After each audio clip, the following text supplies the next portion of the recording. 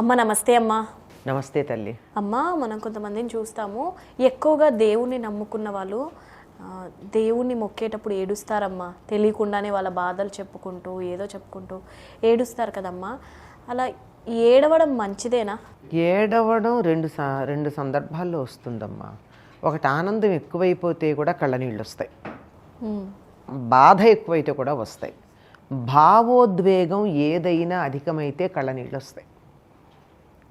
కాకపోతే మనిషికి ఆనందాన్ని అంత తాకట్టులో ఉన్న బంగారాన్ని విడిపించి ఆ రోజు ఆన్లైన్ రేటుకే మేము కొంటాం. Sharma gold company. అనుభవించరు. బాధ ఒక్కసారి పడితే 100 సార్లు గుర్తు చేసుకుంటాం. అప్పుడు అంత కష్టం వచ్చింది, అప్పుడు అంత కష్టం వచ్చిందని. అప్పుడు అంత సుఖం వచ్చిందని 100 సార్లు గుర్తు చేసుకోంగా. అంచేత తీవ్రత లేదనమాట. కనుక ఆనందం అధికమైన, బాధ అధికమైన కళ్ళ వెంట నీళ్ళు వస్తాయి, వెక్కిళ్ళు వస్తాయి, మనం ఏడుపు అంటామా అలాంటిది వస్తుంది. అయితే చాలామందికి ఈ దుఃఖాన్ని అనుభవించటమే అలవాటు అయిపోయింది కనుక కష్టాలు వస్తే దేవుడి దగ్గర చెప్పుకొని ఏడుస్తారు. ఇది ఒక రకంగా చాలా మంచిది అనిపిస్తుంది. కారణం ఏమిటంటే, నాకు ఏదన్నా కష్టం వస్తే నీతో చెప్పుకొని ఏడిచాను అనుకో, నా కష్టం తీరిపోయాక కూడా నన్ను చూసి ఈవిడ ఏడిచింది అని 100 సార్లు అనుకుంటావు. నా ఏడుపు ముఖమే నీకు గుర్తుంటుంది, కానీ నేను తర్వాత సంతోషంగా ఉన్నటువంటిది గుర్తుండదు. ఆవిడప్పుడు ఎలా ఏడిచింది అనుకున్నావు అని చెప్పుకుంటావు. ఇదేమంత సమమైన పద్ధతి. కనుక దేవుడి దగ్గర ఏడవడం ఒక రకంగా ఆ దృష్టి. ఇంకొకటి, ఎవరితో అన్నా మానవులతోనే 100 సార్లు నా దుఃఖాన్ని గురించి చెప్పుకుంటే నేను చులకనైపోతా, కానీ వాళ్ళు నా బాధను తీర్చగలిగిన వాళ్ళ లేదు. చాలా కొద్దిమంది ఉంటారు. ఏదో కన్న తల్లి, తండ్రి, గురువు ఆ స్థానంలో ఉన్న ఎవరన్నా ఒక వ్యక్తి మాత్రమే మనకు కష్టం వస్తే మన కష్టం వెళ్ళి చెప్పుకుంటే దాన్ని అర్థం చేసుకుని తీర్చగలరు. అదే మిగిలినటువంటి వాళ్ళు ఏం చేస్తారు, మనం వెళ్ళి నాకు ఇలా కష్టం వచ్చిందంటే భలే ఎంజాయ్ చేస్తారు. భలేగా వచ్చింది, అప్పుడెప్పుడో వీడు ఇలా చేశాడు కనుక ఇప్పుడు ఇట్లా అయిందనుకుంటారు. లేదంటే ఏదో ఇన్నాళ్ళు వీళ్ళు కూడా ఆనందంగా ఉన్నారనుకున్నాను, నా అలాగే వీళ్ళు కూడా కష్టపడుతున్నారన్నమాట. అమ్మయ్య పర్వాలేదు, పైకి కనపడుతున్నంత ఆనందంగా లేరు కదా అని నేను సాడిస్టిక్ ప్రెషర్ పొందొచ్చు. ఇలాంటివి ఉంటాయే తప్ప తర్వాత జీవితాంతం వాళ్ళ గురించినటువంటి తక్కువ అభిప్రాయమే ఉంటుంది. ఇవేవీ లేకుండా ఉండాలంటే మనకేదైనా బాధ కలిగితే ఎవరు మనం ఏడిచి బాధపడి చెప్పుకుంటే అది ఇతరులకు చెప్పరో వాళ్ళకి చెప్పాలి. అందుబాటులో తల్లి తండ్రి లేరు, ఎవరికి చెప్పాలి? ఈనాడు నిజంగా మనకి మార్గదర్శనం చేసి మన కష్టాలను వాడు భరించగలిగిన గురువులు ఎంతమందికి ఉన్నారు? చాలా తక్కువ అమ్మ. నాకు మంత్రోపదేశం చేస్తాను డబ్బియ్యమనేటటువంటి వాళ్ళే ఉన్నారు తప్ప, నాకింతమంది శిష్యులు ఉన్నారు అని చెప్పి ఇలా తిరిగేటటువంటి వాళ్ళే తప్ప, నిజంగా శిష్యులుగా స్వీకరించినటువంటి వారి కష్టాలన్నీ మేము భరించి వాళ్ళ కష్టాలన్నింటినీ మేము తీరుస్తాము అన్న గురువులు ఎంతమంది ఉన్నారు? లేరంటల్లా, తక్కువ మంది ఉన్నారు. నాకు తెలుసు కనుక అంత నమ్మకంగా నేను చెప్తున్నా, ఉన్నారు. కానీ ఎంతమందికి అందుబాటులో ఉన్నారు, ఎంతమందికి అంతటి నమ్మకం ఉంది?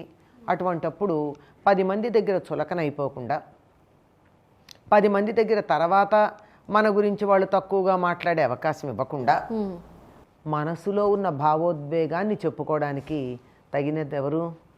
దేవుడే. ఆయన ఎవరికి చెప్తాడు? అందుకే ఏమిటో, ఎందుకలా బాధగా ఉన్నావు, ఎందుకలా మొహం అలా ఉంది, నువ్వు చెప్పు, ఇంట్లో ఏమన్నా కష్టాలు ఉన్నాయని అడుగుతూ ఉంటారు చాలామంది. ఎందుకంటే తెలుసుకుని ఆనందించడానికి. అట్లాంటప్పుడు తెలివిగల వాళ్ళు ఏమంటారు, నువ్వేమన్నా ఆర్చేదానివా తీర్చేదానివా అంటే, ఆర్చడం అంటే కొంచెం ఓదార్పు చెప్పడం, తీర్చడం అంటే సమస్య తీర్చేసి మనకి సహాయం చేయడం. ఈ రెండూ చెయ్యరు, కానీ ఏదో పక్కింట్లో సినిమా చూసినట్టుగా మన కష్టాలను చూసి వాళ్ళు ఆనందిస్తూ ఉంటారు. అందువల్ల అటువంటి పరిస్థితి లేకుండా, పోనీ అంటే మనిషి బాధ కలిగినప్పుడు ఎప్పుడప్పుడు బయటికి చెప్పుకోకపోతే బద్దలైపోతుంది మనసు, గుండె తట్టుకోలేదు. గుండెలో బాధని ఎంత నిలబెట్టుకోగలదమ్మా? ఒక బెలూన్లో గాలి ఎంత ఉంటుంది, కొంత స్థాయి, ఎంతకు మిగిలితే ఏమవుతుంది? పగిలిపోతుంది. కనుక ఎక్కువైనప్పుడు ఏం చేయాలి? కొద్దిగా గాలిని రిలీజ్ చేయాలి. మీరు టైర్లలో ఉన్న ట్యూబ్కి గాలి కొట్టడం గమనిస్తూ ఉంటారు కదా. ఒక స్థాయి వచ్చిన తర్వాత వెనక చక్రాలు ముందు చక్రాలు తేడా ఉంటాయి. దాన్ని బట్టి అందులో అధికంగా కనుక గాలి వస్తే వదిలేస్తారా లేదా? అలాగా మన గుండె పగిలిపోకుండా ఉండాలంటే మన మనసులో ఉన్న ఆవేదన ఎవరో ఒకళ్ళకి చెప్పుకోవాలి. ఎవరికి చెప్పుకుంటే మనకి సేఫ్, క్షేమం, భద్రం. ఎవరికి చెప్పుకుంటే? దేవుడికి దేవుడికే. ఆయన ఇంకెవ్వరికీ చెప్పడు మన కష్టాన్ని. వీలైతే తీరుస్తాడు, లేదా తట్టుకోగలిగిన ధైర్యం ఇస్తాడు. ముందర లోపల ఉన్నటువంటి ఆవేదన తగ్గి, బరువు తగ్గి అని తేలికవుతాం. ఈ తేలికతనం అవుతుంది, సమస్యకి పరిష్కారం దొరికే అవకాశం ఉంటుంది.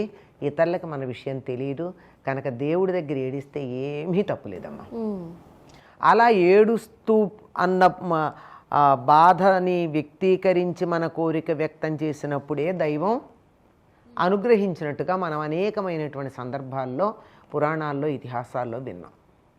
ఎందుకంటే ఆషామాషిగా నాకు ఉద్యోగం ఇయ్యి, నాకు మంచి సంబంధం చూడు, మా పిల్లలకి సీట్ వచ్చేట్టు చూడు అని చెప్పి బుర్రెక్కడో పెట్టుకుని పూజ చేస్తూ ఉంటారు. జపం చేయమంటే కూడా ఉద్యోగం మీద దృష్టి ఉంటుందే తప్ప మనం చదువుతున్న మంత్రం మీద దృష్టి ఉండదు.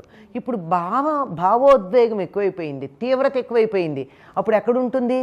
దేవుడు ఎలాగో తీర్చాలి కనుక దేవుడి మీదే ఉంటుంది.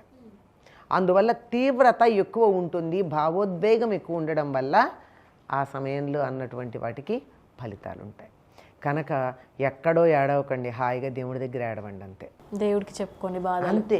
ఇంకోటమ్మా, గట్టిగా చెప్పాలంటే ఇది మీరు అడిగిన ప్రశ్నకి నేరుగా సంబంధించింది కాదు, కానీ సంబంధించిందే. మనం ఇద్దరికే సమాధానం చెప్పాలి ప్రపంచంలో, ఆత్మకి పరమాత్మకి. ఇంకెవ్వరికి సమాధానం చెప్పాల్సిన పని లేదు, ఆత్మకి పరమాత్మకి. అట్లాంటప్పుడు ఈ ఆత్మ పడుతున్న ఘోష ఆ పరమాత్మకి చెప్పుకుంటే ఎంతో, ఈ రెండిటికి ఉన్న అనుసంధానం వల్ల ఈ ఘోష తగ్గేటటువంటి అవకాశం ఉంటుంది. అంత బాగా చెప్పారమ్మా. ధన్యవాదాలమ్మా. నమస్తే అమ్మ.